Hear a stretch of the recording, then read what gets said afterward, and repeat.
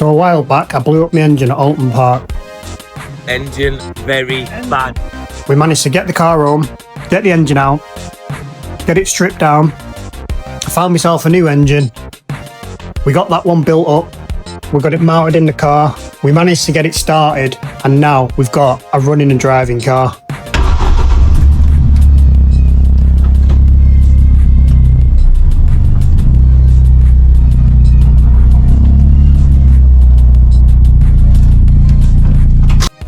I've been trying a couple of different cage mounts and I just wasn't happy with any of them until I came across this little Race Logic bad boy. I've added the GoPro adapter myself and it's pretty solid, so hopefully we can get some amazing in-car footage.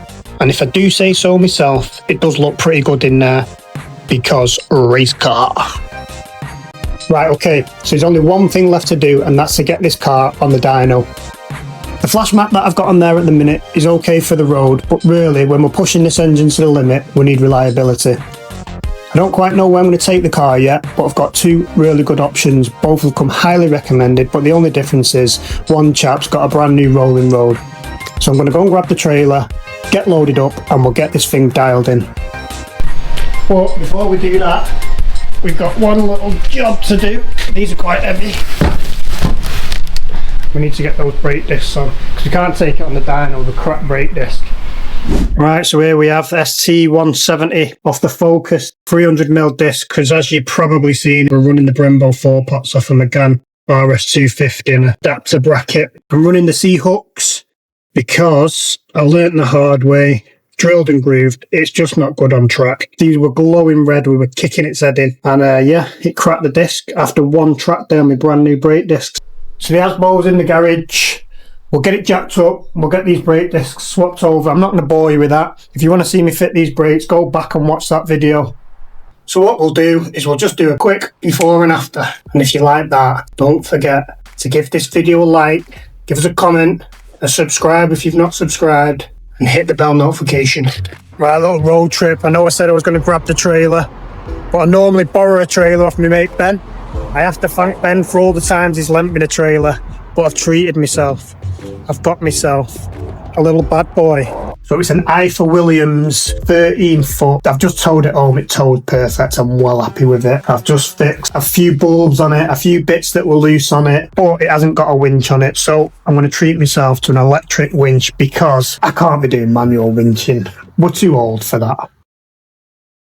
Morning people. It's a couple of weeks later. And here we have the Pull-O-Matic 9000 electric winch. I got this little gem off Amazon. It didn't break the bank. It's the £3,500 version, which is about 1.5 tons just over the car. No interior roll cage. If you've not seen that video, go back and look at that. But this should be, I think it's about 1,250 kilograms curb weight, standard. Before it's all been stripped out, but yeah, it's got bigger brakes on it, the roll cage, stuff like that. So I don't know what this weighs. It's under 1,500. I've also got this little Noco box, again off Amazon, bolted down to the tread plate. This has just got cables in it, it's no battery. The reason being, I've got a spare battery in there. I pull this trailer about, I push it onto the drive. The less weight, the better. And I also have a little booster pack, and if you put that booster pack into override mode, and it's got little crocodile clips on it, clip them onto the cables, that winch works off that booster pack, so I can use that. Fingers crossed. I have tested it slightly, but I don't know what it's going to be like under load. So that's one for the future. We'll see, because we have got a couple of projects coming up that might need winching. But the main thing is, today is the date that you guys are here for. We are going to the dyno. We're going to DervTech Tuning. We're going to see a guy called Chris. Chris has come highly recommended by Ben, who I mentioned earlier in the video. Chris has got a brand new rolling road, and he's going to strap it down and give it some of this DervTech sauce that I've been hearing so much about. I dropped my ECU off to Chris a couple of weeks ago. I've even sent him the original files from the original flash maps that I did. Bit of background on them. I bought the lead from the developer of the maps. Got the software myself, downloaded the base config from the ECU, sent it off. They sent back the stage 1 map. that accommodated the mods that I had at the time. We went on Alton Park, I think got like a 2-minute 30. We didn't set the world alight. We had some issues with overheating and a few unrelated issues, I think with the AC condenser and a few other bits. We were just overheating. The ECU on the Fiesta's cutting, though. There's like some brackets on the temperature bar. You get to the edge of them brackets and it puts you in lift mode. And then we added some more mods. We went stage 3. I actually got the dedicated VT330R map. The map was okay. I think it's for the road. I asked them not to put pops and bangs on it. They put pops and bangs on it anyway. We need better. We need a dedicated track map. We need some Derv tech source. We need reliability. We need performance. So let's get this car dropped off to Chris and let him work his magic.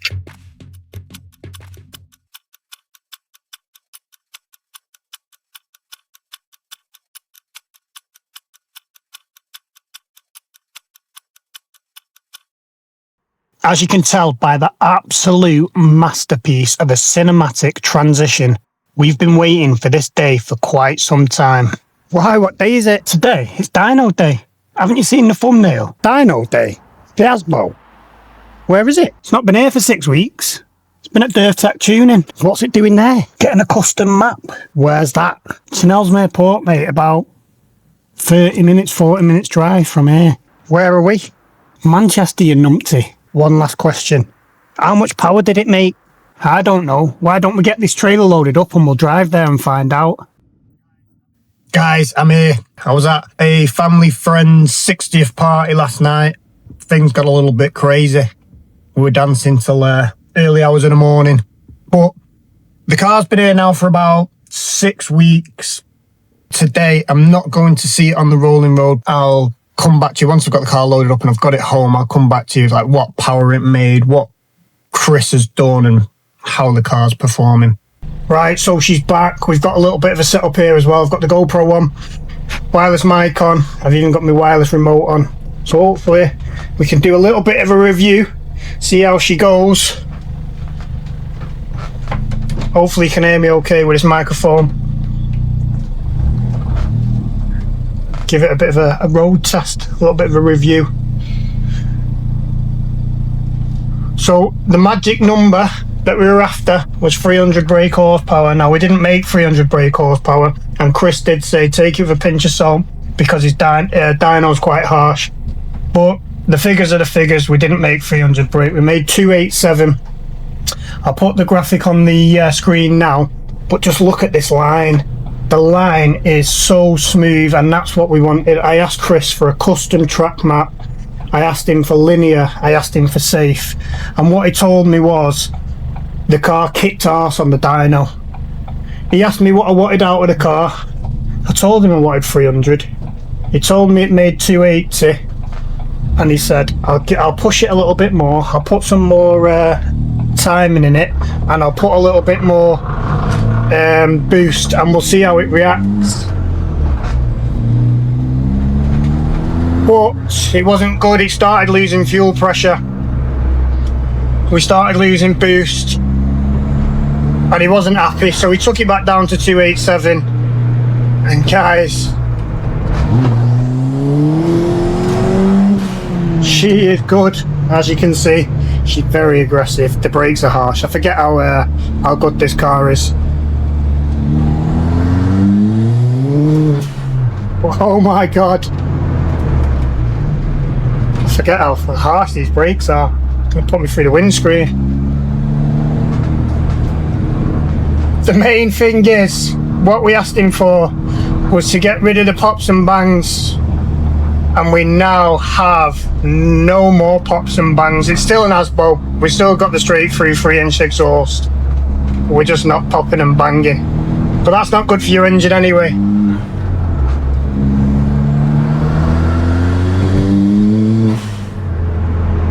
Oh wow, I'm happy with this. The car just feels more solid. It might be placebo, it might not be, but yeah, it feels like a car, and it doesn't feel like it's all been just shoved together and it's not performing properly. I don't know what it is. It feels good. I do need to give it a bit of an alignment because I did put more camber in it. and then we can get this back out on track. We don't want to get it out on track without doing that alignment, because it'll just eat through the inside of my tyres.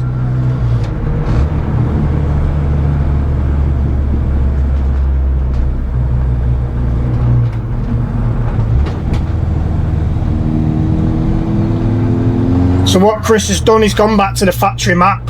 I sent him the maps that I got in the past, and it also had the stage 3 map on it when he received the car. But rather than tweaking that, he's took it back, which meant a few of the things that were in that map had been removed. So one of them was the throttle cut, or the brake cut. I think there's a brake cut switch. I could be getting my terminology wrong. But basically, when I press the brakes, I lose throttle. Which I don't do much heel and toe or left foot braking, but it's definitely something that we're working on the sim. So we'll give that a test in a minute and see if that's worth. I'll just give it a little bit of a left foot brake and a rev at the same time and see if it, without putting me through the window, works. It bogs down, it will do, because I've not got my foot on. But it's definitely there. I've got the brake cut switch has been removed off the brake pedal. The other thing that I've heard, not from Chris but from another YouTuber, is that with the factory map, what happens is you put your foot to the floor, but it doesn't give you 100% throttle. It goes gradually up, it linearly goes up gradually as the revs go up. So as it hits 2000 revs, it gives you 25% throttle, so on and so on, 50% as it goes through. I believe that is in this map. When you put those flash maps on, it takes that out. So as soon as you put your foot to the floor, the ECU just reads 100% throttle and just chucks fuel, whatever in, mixes it all together and things go pop. This is linear, this should go through those revs nice. Sorry if there's a little bit rattly and loud, but we are fully stripped out, as you know.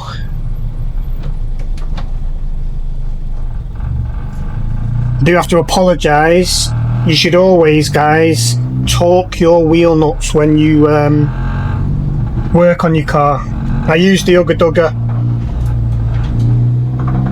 Obviously, you've seen how much work I've done in this. I say obviously, if you've not seen that video, go back and watch the videos where we've blown up the engine, we've put a new engine in. I'm just going to pause for a second.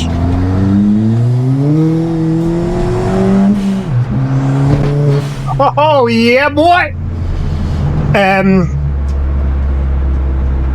It wasn't a rush, but it was a big job, and I forgot to torque up the wheel nuts, and one of the wheels came loose on the dyno.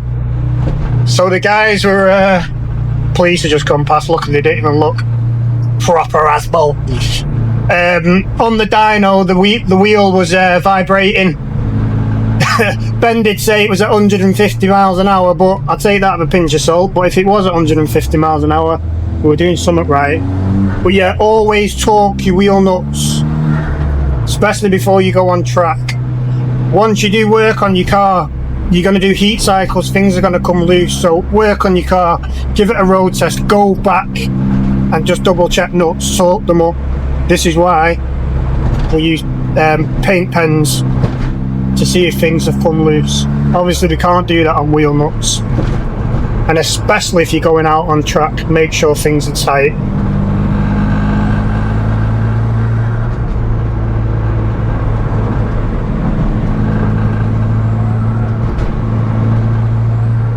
Like I said earlier in the video, we didn't actually spend the day with the guys on the dyno. We dropped the car off and Chris has worked on this for quite a while. He's had to hack the ECU, he's had to rewrite the map from scratch. I give him my ECU, as I said earlier, before we dropped off the car, so we don't have much footage of the actual dyno. Guy just pulled out in a truck in front of me, but luckily we got these big 4-pot Brembos. Nice.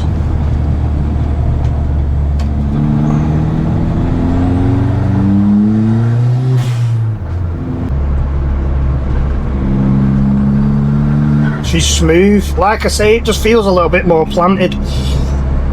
We had the bigger turbo one and the stage 3 mat, and what would happen was as you hit 3,000 revs, the boost would just come on instantly, like a bit like an old school turbo, and it'd kick in and it was very aggressive. And then we had the exhaust manifold bored out, made a little bit smoother. Now this boost kicks in a bit more linear at 2,500 revs. It's not as aggressive, which it's not as fun, but it's also a lot smoother. Just feels a little bit more drivable, that's all I'm trying to say, especially at the low RPM. Getting some right looks in this. I do need to get some poly windows in here because it does get hot. I've took all the HVAC system out, as you can see in previous videos. Again, if you've not seen them, go back and watch it all and watch what we've done on this car. But yeah, there's no fans, no HVAC system at all. I do want to get a little fan somewhere and hook them up to these vents and just get one cold air feed in with a little 3.5 inch fan or a roof scoop, but I don't want my roof to leak. Let's drop this down a second and then give it a little bit of a boot.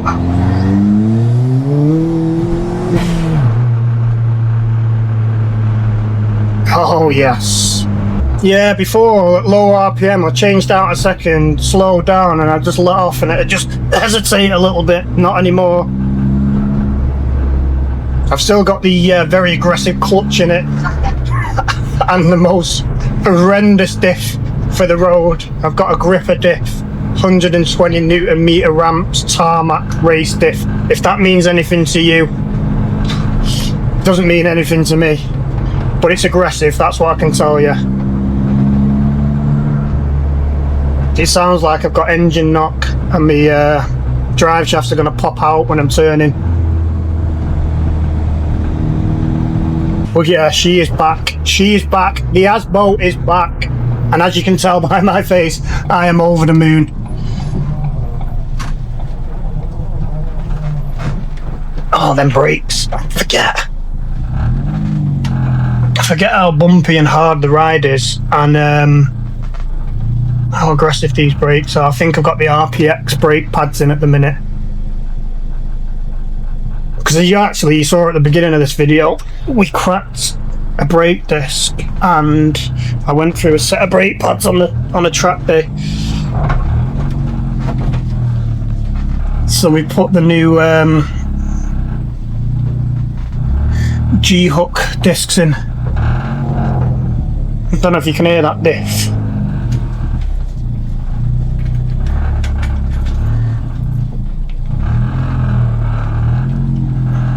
Oh yeah, I am over the moon. It was worth the wait. Okay, so there we have it, guys. A successful custom track map. The car is fantastic. I'm loving this. Know what's next? Track day. Well, alignment, then track day. I hope you enjoyed it. Thanks for watching. If you did enjoy it, hit that like button. Don't forget, comment, subscribe, and most importantly, tell your mum and tell your nan.